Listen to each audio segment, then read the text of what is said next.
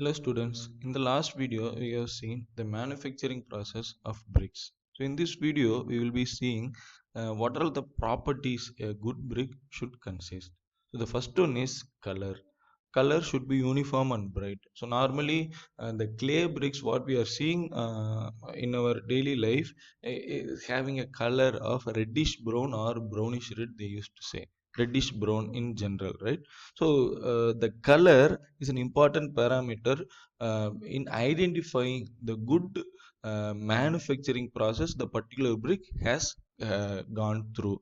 So assume you are going and going to a place from where you are ordering a number of bricks for your particular purpose. So it may be about constructing a small room, or it may be about constructing a small stage over which you need to place something, right?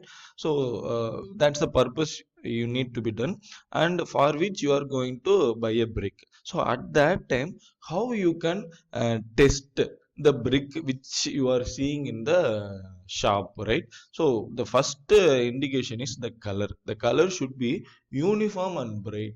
So as we are told, the required color of a brick is reddish brown. If you see or if you identify any uh, other than reddish brown spot in the brick, that indicates the improper burning process have been done. So through which you can understand, okay, this particular piece of brick is not so baked or cooked properly, right? So the more uh, appearance of yellowishness or grayish spot indicates the totally a poor quality brick. So the color is an important parameter. Then shape, of course, the bricks should have plain faces. They should have sharp and true right angled corners. So that's the criteria here. Shape, of course, we know it's a cuboid one. And still, in the very first slide, as I told, this is what we are talking about, and this is not we are talking about, right? So if you see, this one, it's a solid one, and this one is a hollow brick. So different types of bricks are available in the market depending upon the various requirements, but all what we are talking about is about this solid clay brick. So keep that in your mind. So regarding that, the shape, of course, should have a right angled corners they are mentioning, and size. So what's the size of a brick? So if you see this particular brick, so what's the size? As it's a cuboid, so what should be the size? So in length it has 190, and in the breadth it has 90, then in the depth it has again 90, all in the sense of millimeter, right? So the standard size of a brick.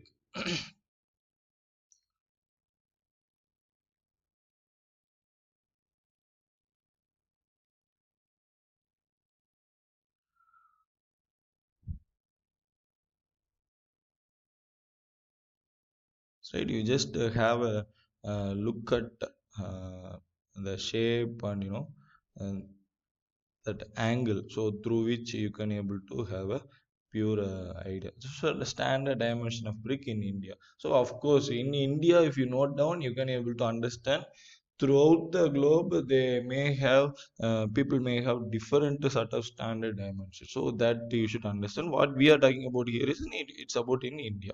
So the length will be 190 mm, and the breadth and the depth will be about 90 and 90.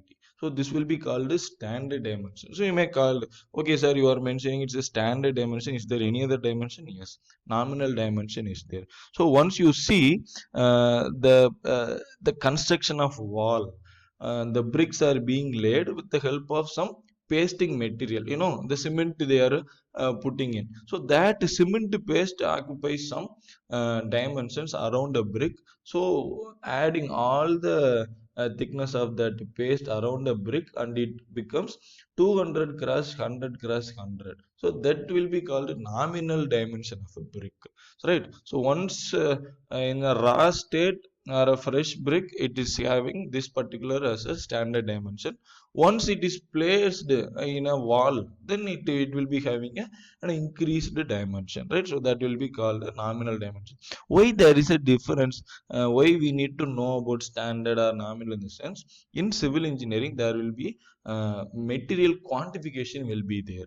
At, do in that particular concept, people will estimate how much how many number of bricks will be required for constructing a wall having this and this dimension. So at that time, for the calculation purposes, this standard and nominal dimensions will be required. That's right. So next, the properties texture. So texture is nothing but the surface finish. So whatever you may read as a description for texture, you just simply understand the surface finish. So what should be the surface finish of your brick? It should be, of course, the rough and hard surface finish should be there. So and here I would like to mention, have you ever noticed that in the bricks people used to mention their company names or logos or initials will be there? So what's the purpose of that? What's the purpose of having such initials branding? It's not about only the branding, or they are using it for branding out their company names. It's not so. One side of the brick will be having a rough finish, so that rough finish is needed for getting better grip with that cement paste, right? So that is the requirement. So to make that one side a rough finish, they are purposely making it into the name of their brand or company, whatever they have. So that particular impression will be called frog. That's right, FROG.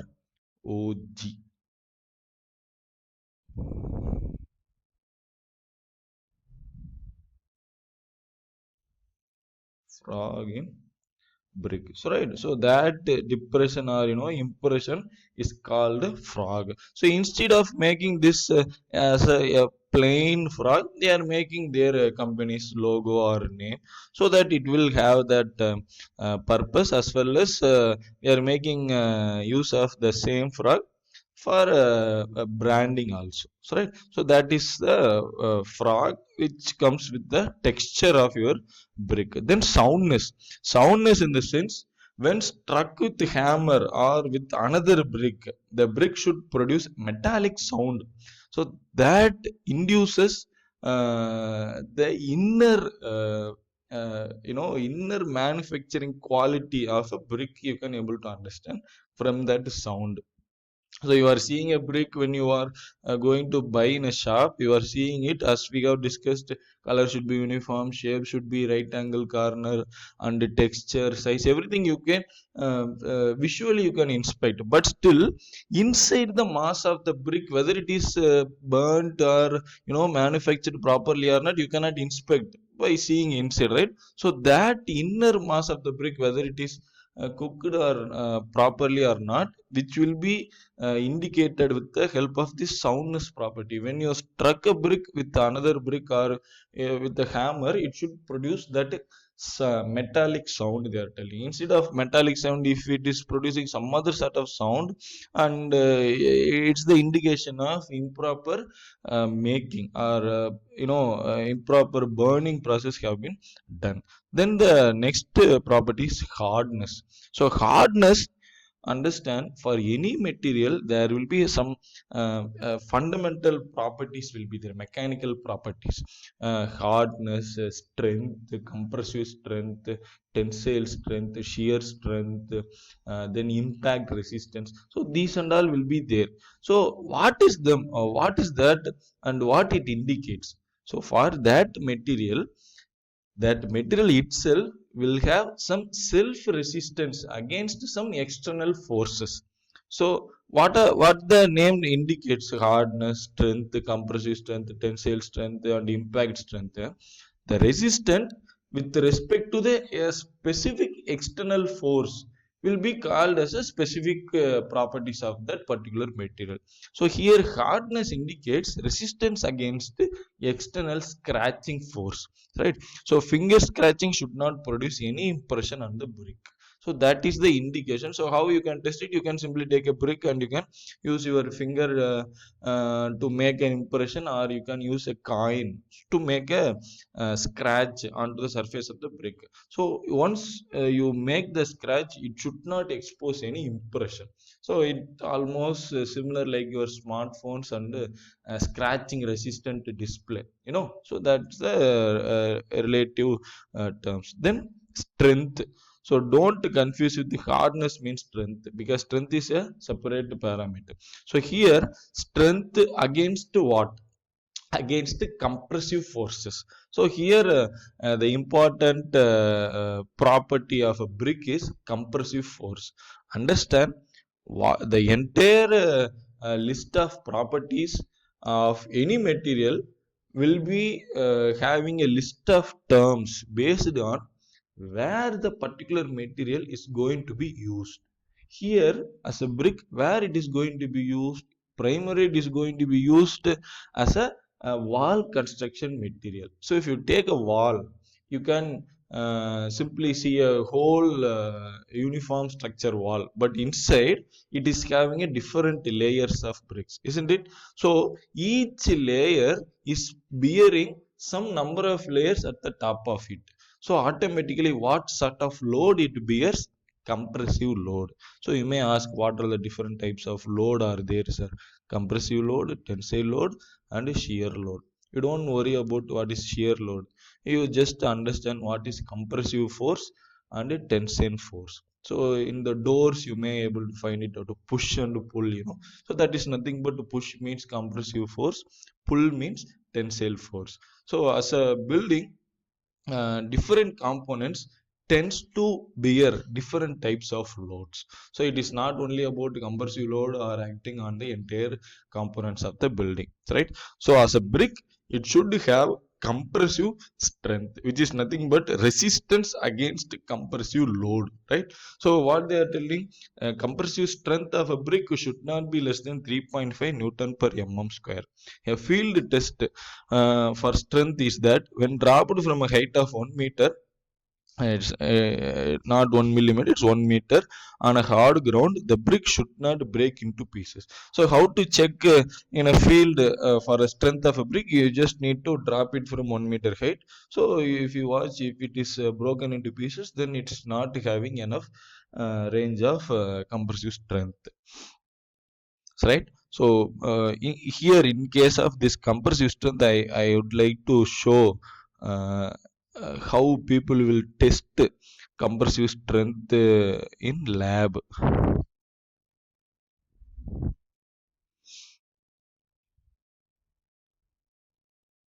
So can you able to see some top plate and bottom plate? UTM, universal testing machine.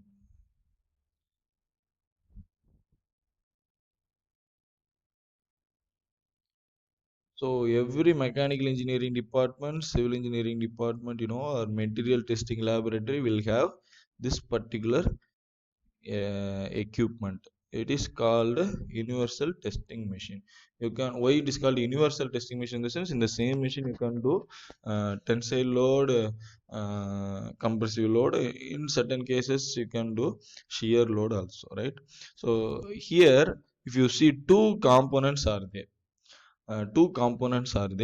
Um, if you see, this particular one is the loading one. So through which you can, uh, through these two nozzles you can apply the load, and how much load you are applying will be indicated in this scale.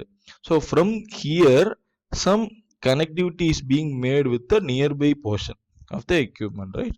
So that through that wires hydraulic load will be applied. Hydraulic load in the sense, through fluids, especially oil based lubricants, so through that the load will be applied. So the load can be having a kilonewton, so based on the configuration of the machine, it can go up to in a very higher range. So in the cross section, if you see, in this place, bottom place, the material will be placed, right? Material will be placed.